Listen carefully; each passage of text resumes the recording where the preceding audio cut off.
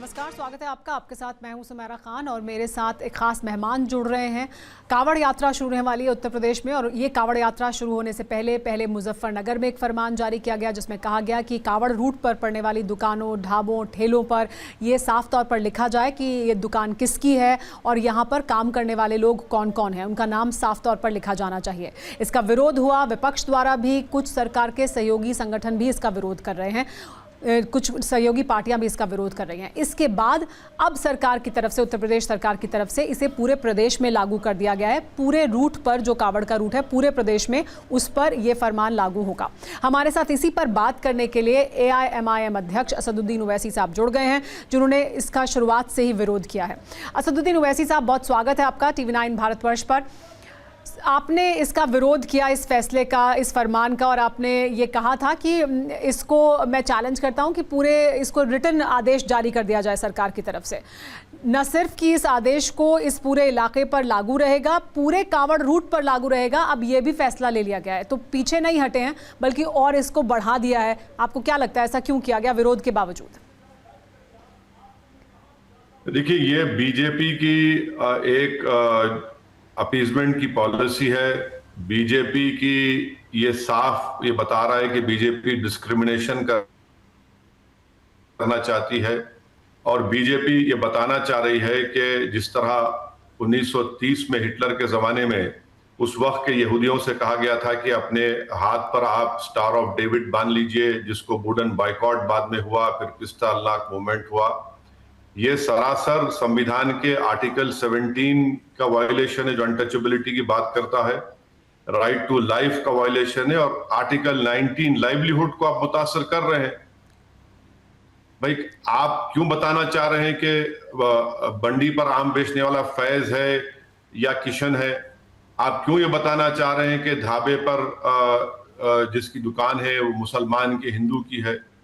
तो इससे आप अब इनके इस ऑर्डर के बाद से वहां पर आप देखेंगे मुजफ्फरनगर जो ढाबे हैं वहां से तमाम जो मुस्लिम एम्प्लॉइज है, मुलाजिम है, उनको निकाल दिया गया है। उनसे कहा गया है कि आप लोग बाद में भी मत आइए। प्रशासन ने हमको ये कहा कि मुसलमानों को मत रखिए।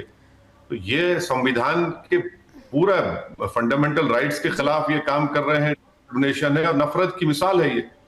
ओवैसी साहब, लेकिन मुजफ्फरनगर प्रशासन ने, अगर सरकार का या प्रशासन का तर्क सामने रखा जाए, जिसमें मुजफ्फरनगर प्रशासन ने एक बयान जारी किया जिसमें उन्होंने कहा कि इसके पहले इस रूट पर, कावड़ रूट पर, इस तरह की घटनाएं हुई हैं जहां पर दुकान का नाम इस तरह से रखा गया कि ये साफ ना हो कि वहां पर किस तरह का खाने का सामान मिलता है, यानी अगर वहां पर नॉनवेज मिलता है या इस तरह का कोई खाने का सामान मिलता है जिससे कि परहेज करते हैं कावड़िए, उस तरह की सामग्री का भी डिस्प्ले नहीं होता है, नाम इस तरह का रखा जाता है, कंफ्यूजन होता है, या इस तरह के लोग वहाँ पर काम कर रहे हैं, यानी अलग अलग धर्म के लोग काम कर रहे हैं जो कि इस तरह का खाना परोस देते हैं। फिर विवाद होता है, कानून व्यवस्था बिगड़ती है, लॉ एंड ऑर्डर का इशू बन जाता है।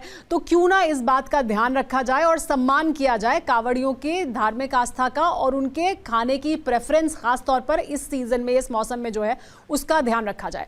तो क्या ये लॉ एंड ऑर्डर, उन्होंने ये साफ किया कि ये लॉ एंड ऑर्डर की सिचुएशन ज्यादा है, उसको संभालने के लिए हमने ऐसा किया है, डिस्क्रिमिनेशन नहीं है। देखिए, जहां पर बीजेपी को पैसे मिलते हैं ना, वहां पर बीजेपी आस्था को भूल जाती है। इलेक्टोरल बॉन्ड में बीजेपी को एक गोश्त की कंपनी से 10 करोड़ रुपए का इलेक्टोरल बॉन्ड मिला, जब उनको याद नहीं आया कि गोश्त बेचने वाली कंपनी से इलेक्टोरल बॉन्ड ले रहे हैं। माने इतने बेशरम है कि जब पैसे मिलते हैं तो सब आस्था और धर्म, लॉ एंड ऑर्डर सब भूल जाते हैं। दूसरा, हम ये पूछना चाह रहे हैं कि अमरनाथ यात्रा जो होती है उसमें आप देखिए कि जो घोड़े वाले हैं, जो सामान उठाते हैं, चाय परोसते हैं, खाना खिलाते हैं, हत्ता कि वो जो शिवलिंग है जो वहां पर लोग जाते हैं, वहां पर तुलसी के पत्ते हैं, जड़ी बूटी है, ये सब तो मुसलमान देते हैं। जब वहां पर क्यों नहीं है? लॉ एंड ऑर्डर का अगर प्रॉब्लम होता है तो फिर आप, इसका मतलब ये कि आप सरकार नाकाम साबित हो रही है। आप कैसे किसी के आप सरकार में रहकर अनटचेबिलिटी को आम कर रहे हैं? आप कैसे किसी के लाइवलीहुड्स को आप छीन सकते हैं? अगर ये चलेगा तो कल ये मुसलमानों पे हो रहा है, आज कल ये कहेंगे कि दलित खाना नहीं पका सकेगा, जो कई स्कूलों में होता है यूपी में, वक्तन फौक्तन वो आते रहता है राजस्थान में, कोई पानी नहीं पिएगा। उसके बाद आप बोलेंगे नहीं कल लहसुन नहीं इस्तेमाल होगा और प्याज इस्तेमाल नहीं होगा। अरे भाई उन ढाबों पर एम्प्लॉयज को क्यों निकाला जा रहा है? लॉ एंड ऑर्डर का मसला अगर हो रहा है तो आपकी सरकार की नाकामी से हो रहा है। आप किसी के लाइवलीहुड को, किसी के रोजगार को कैसे छीन सकते हैं आप? तो इसीलिए मैं कह रहा हूं कि सरासर डिस्क्रिमिनेशन है, ये एक नफरत की मिसाल है और ये नफरत को आम कर दिया जा रहा है। भाई कांवड़ यात्रा होती है, बरसों से होती है, हर एक का देश में फेथ है, मगर आप किसी का लाइवलीहुड कैसे छीन सकते हैं?